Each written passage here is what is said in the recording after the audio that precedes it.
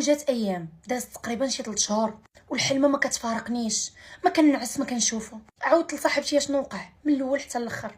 قالت لي شوفي لك شي فقيه كلشي واحد عارف بينه وبين الله وكيفهم فهادشي، يشرح لك شنو كاين. قلت له دير ما تنعرف حتى شي واحد. نصحتني بواحد الاخ وفعلا مشيت لعندو عاودت ليه كلشي.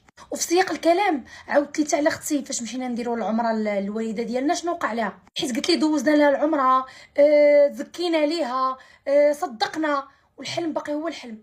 كتجي عندي في المنام وكتقول لي حيدي داكشي اللي تحت من رجلي، حيدي داكشي اللي تحت من رجلي، وانا ما فاهمه والو، ما مرتاحه لا في حياتي لا في نعاسي. قال لي شوفي لاله، خصك تمشي عند اختك وتسوليها واش عمرها تعاملت مع امها خايب اولا دارت شي حاجه.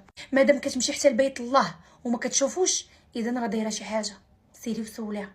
انا فعلا ديك الساعه شديت الطريق عند اختي، جلستها قدامي وقلت لها شوفي عاودي ليا من الاول حتى الاخر، حيت هادشي كله اللي واقع ضروري غتكوني درتي